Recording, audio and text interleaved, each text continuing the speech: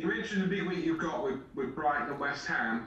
You're now in the FA Cup final and a semi-final of the Champions League. Yeah. In a sense, are those two competitions of more priority to you, would you say? Because if you win 3 games, you've won a double. Yeah, and if we don't win them, we have nothing. So right now we have nothing. And we are qualified for final and then semi-final, like you say. But right now, today, we have nothing. This is the truth. And we have to. I don't have the feeling that anybody dreams about having 2 titles when you don't have the titles. The truth is, you have a title when you have your hand on it, and better you have both hands on it, and better the referee already whistled, and the game is over. Otherwise, you don't have a title.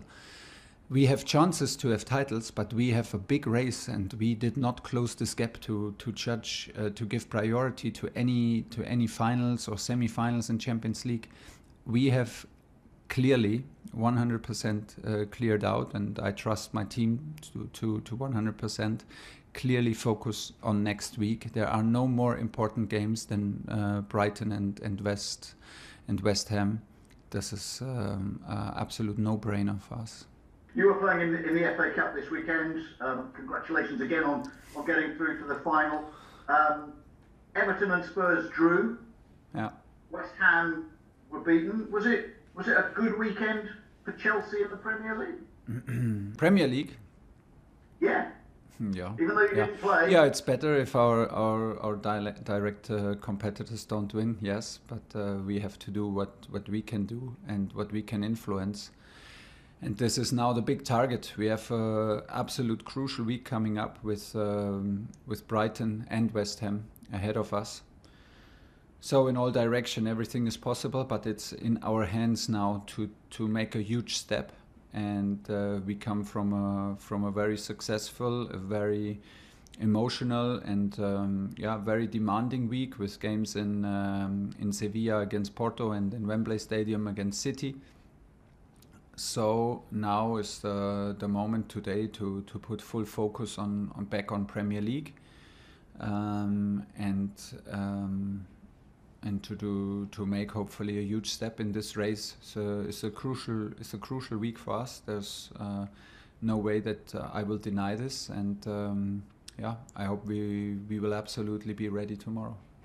One of your players, Tammy Abraham, obviously he wasn't in the squad on Saturday. Should he be a little bit concerned by that, about maybe his future at Chelsea? I think that everybody is concerned who is not in the squad, and everybody is never an easy decision for me to take it. Sometimes we spend almost an hour talking after the last training, which decisions to take, which players we have to leave at home, because it's like thin margins which decide. Tammy has had this. He has had these decisions now a few times against him, which is never personal, but this is life at Chelsea sometimes as a player. I hope that he does not get lost in too many thoughts, because he knows that from me also. That's why I speak about it right now. He knows that he is not be too concerned and enter in too many thoughts about all his situation. Everything he can do is stay focused, stay with belief. A moment and a situation for a striker can change in minutes. So I hope he's not concerned about his future. I hope the only thing he cares about is his training. We talked about it. It's the only chance to escape the situation, which is clearly not satisfying for him, but it's my responsibility to take these choices. And sometimes it's hard choices. Sometimes they are not even fair, because we have to find a mix for 18 players to have all solutions for substitutions for 10 positions in the game. So he has all right to keep his head up and to trust himself. Will he be involved tomorrow? Will he be involved tomorrow? Let's see. We have an important training coming up, and my decisions are not made yet. So we take every minute we have on the training pitch seriously, and that's the same for Tammy. And we decide this after the last training, like we always do. Moose. Right, on to tomorrow's game now, and it's another repeat of the opening match of the season as Chelsea take on Brighton at Stamford Bridge. They've faced the side from the South Coast 7 times in the Premier League and haven't been behind in a single minute of those encounters. So it will come as little surprise to hear that they've drawn one and won the other 6 of those games, including their meeting back at the Amex in September last year. And we've already heard about Brighton's poor record against Chelsea in the top flight. And sadly, Seagulls fans, we've got another stat that doesn't make for pretty reading ahead of tomorrow's game. No, here are their results from the times that they've met at Stamford Bridge. And look at the goals that they've scored in those 3 defeats. Not a single one. They've also conceded 7 in that time as well. Yeah, their trip to West London starts a fairly tough end to the season for Graham Potter's men. As you can see, they face relegated Sheffield United, but then a tough game against Leeds. They've got Wolves, West Ham, of course, chasing the top 4, Manchester City, and they finish the season away to Arsenal. And remember, they sit 6 points outside the relegation zone. And a frustrating one for Jurgen Klopp, because all 3 would have taken them into those Champions League places and dislodged West Ham from 4th. But as it is, they stay 6th. They stay a point behind Chelsea, who, of course, have a game in hand, which is on Tuesday.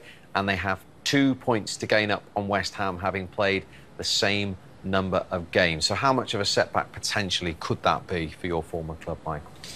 Well, if you'd given me that position a few weeks ago, then I would have snapped your hand off. And it's a point at the end of the day. It's another step closer.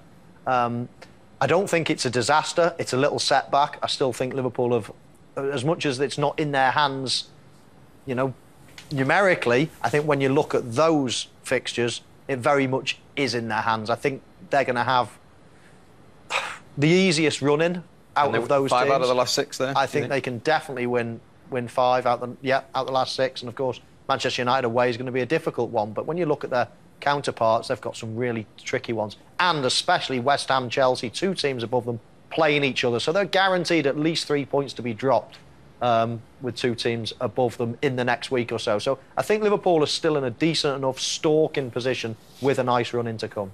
You've had time to study those fixtures now, Tim. Which 2 teams are you favouring for I'm third? going to stay with Leicester. I think they missed out last year. I think they're going to learn from that. They'll win the next 4 games, and then that means they've only got to pick a point up or 1 win in the game against Man United, Chelsea and Tottenham. So they'll win one of those as well. 5 wins should be enough for them to be in there, and I think Chelsea will follow them. Leicester and your former club Tottenham, any chance? Not now, no, unfortunately. I mean, when you look behind, 5 points adrift now. I think the fixtures are quite good, but I don't think they will make it. No. OK, Leicester and Chelsea for you. Eddie? I'm going to stick with Leicester and Chelsea. I think Leicester, the next few games are key for them because they've got a tough final 3 games. And I think Chelsea have been really strong under Thomas Tuchel. And I know they've got a tough fixture list, but I back them to come through. So you're suggesting, when Michael says a slight setback, but that's a big setback if you're ruling Liverpool out of the top 4 then? Yeah, I think the thing that goes against Liverpool for me is the injuries that they've had this season. I don't think they're the same team as they were last year due to that fact. And also they've played the extra game this season. So that draw today, I think, is a big setback. So Eddie's copied me. I wonder what Michael thinks. I agree with you, I don't think. Well, he copies you on the outfit, so... What about Leeds? That's 5 unbeaten now, into the top 10. What everybody was saying earlier in the season was they can't find that consistency. Are they beginning to do that for you now? I think the Premier League is so hard to be consistent because there's always a big fish to play who potentially can knock that run. But I think what they are doing is they're getting the results, but their performances have been top draw. They really have. And in recent weeks, that's not by luck they've been getting those results. They fully deserve them. When you consider today was Liverpool, last year's champions, at home, tough game, but they've put on a really good performance and deserved that point. It could have been more for Leeds. I think their manager would be so pleased. Tim, they're not running out of gas, as other people suggest, either. Not at all. I think they had too much energy today for Liverpool. I think it was very even first half because Liverpool matched it. You know, and we're talking about a team who run everyone off the pitch last season.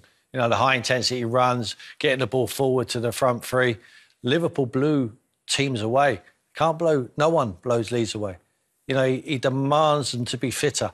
The high-intensity runs, he demands it. He knows he hasn't got the best team, the most technical side, but one thing he demands is that you run harder than the opposition. They run 3 kilometres as a team more than Liverpool did tonight. You know, that is an incredible stat for a team like Liverpool who are built on high energy. So, no, I love the way he sets his team out.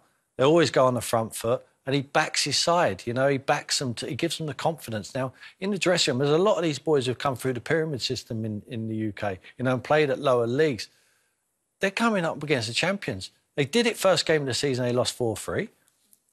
Now, he could have looked at that and thought, oh, we got exposed in certain areas. No, he's worried about his own side. We go on the toes again. We go toe-to-toe. We throw every blow they throw one, we throw one back. And that's exactly what they did. And in the end, if the game went on longer, they would have won the game. And if it wasn't for Alisson, they would have took 3 points. OK, they took one.